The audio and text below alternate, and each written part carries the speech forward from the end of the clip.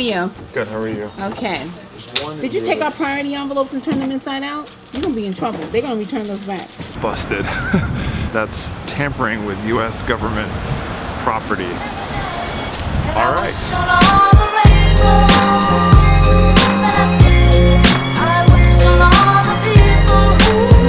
Everybody's trying to go to that show. Everybody and their father.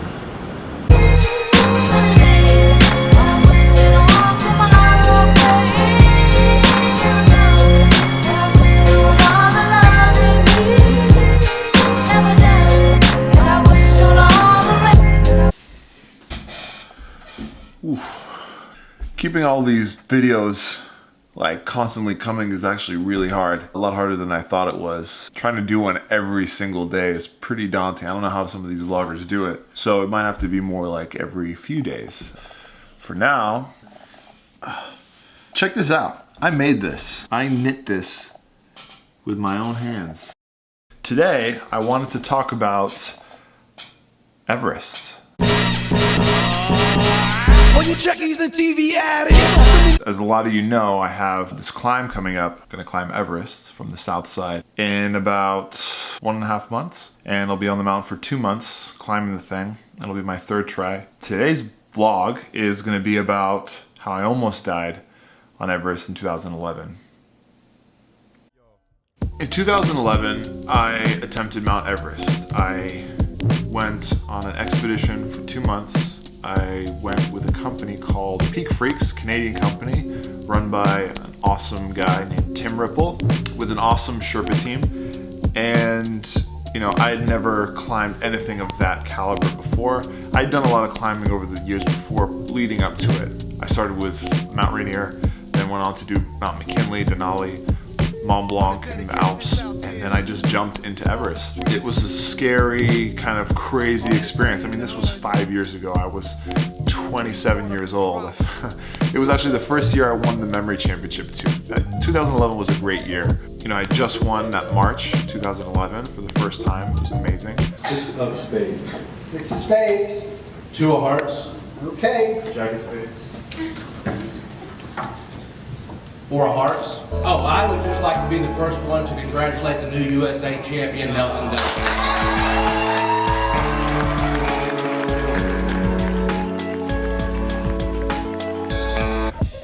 On the Today Show, you can do with your brain that kind of stimulates, like. And then immediately after, I flew thousands of miles away to Kathmandu, bequeathed my opportunity to be on the, I think it was Brain Games at the time, on the Nat Geo channel, to Ron White. Whatever. So I was there.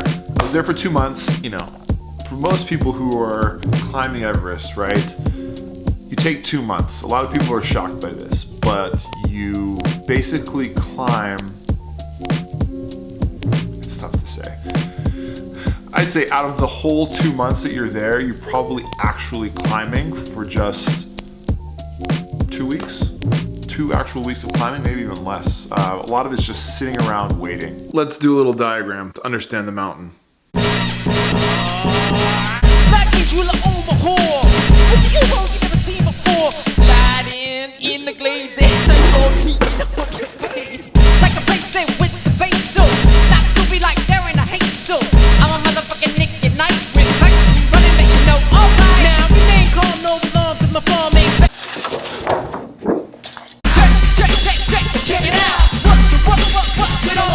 So I'm sleeping here, you know, passing some Z's. This is on May 12th. And what happens is at 7 p.m. at night, we get the go-ahead to climb this thing. It's about to get dark, it's cold, and we head out. So the idea is that it takes about, if you're healthy, 8 hours to get to the top.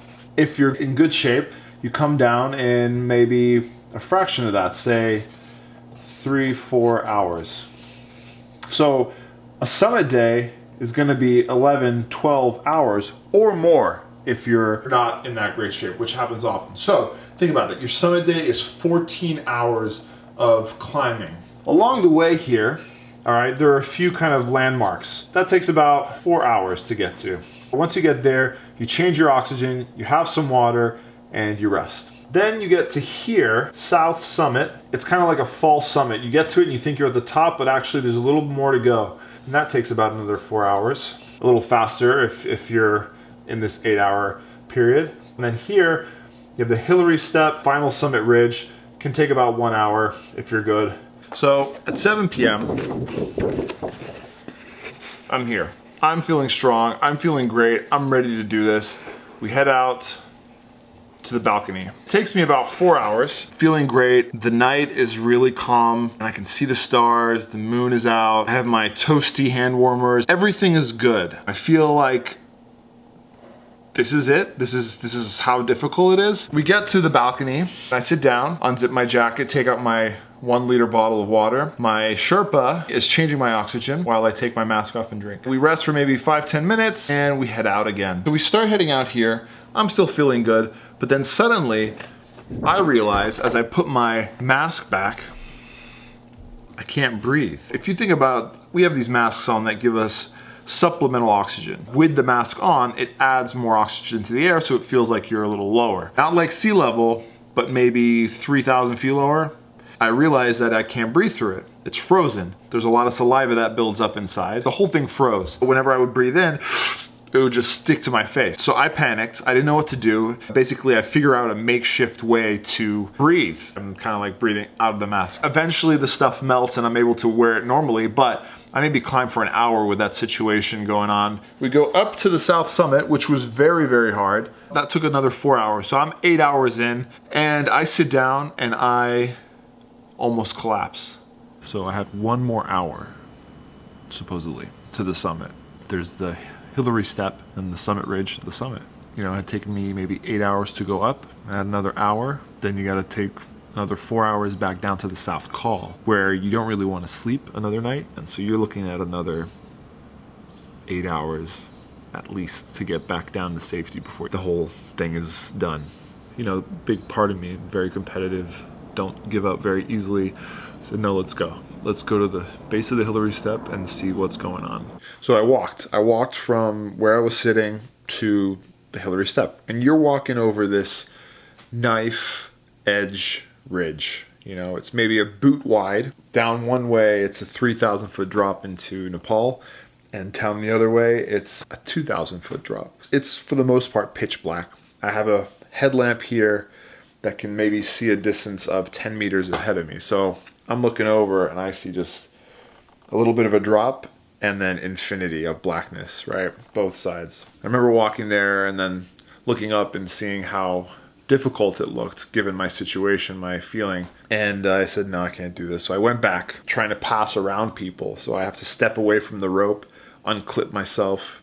You know, if I slip, I'm gone, I'm dead. You can't really ask for help because everybody's there on their own mission. They're exerting their own energy to survive for themselves. So we go back to the South Summit. I sit there for a little while and I'm just so conflicted. Do I continue? Do I give up? What's the right thing to do? Am I being a pussy? Am I being weak? Am I being safe? What's the right answer? I couldn't figure it out. And just at that point, it was like 3 a.m., pitch black of the night. You know, I think an hour more or so, I would have started to see the gray of light. And then at 5 a.m., I definitely would have seen the sunlight rising. I think that would have made the difference. So by that point, while I was making the decision, my hand warmer stopped working and my hands were freezing. And I was actually really worried that I was gonna get frostbite. That was it. I went back down. Made me realize, thank God I didn't go up, because the way I'm feeling now, just add another hour or two of wasted energy. How would I be reacting or moving now? But at the same time, the sunlight would have been up. I would have summited. Who knows? I might have been I would have had a rediscovered kind of energy and excitement that maybe it would have been easy to do, to come back down. It would have been easier. I would have been in a better position. Who knows? A big part of me was like, what the hell am I doing here? What's the point, you know? Is it the glory? I summited Everest, big deal. Is it a personal thing? What's it worth? And in that moment, I felt that nothing is really worth it. I'd rather be back home with my family, eating chicken nuggets. It fucks with you. Because now I think about it and I'm like, you know, getting to the top, living that experience might be one of the best things. Yet when I was there, I thought the opposite. It's a crazy thing. But that's the way it goes. Thank you for listening to that story.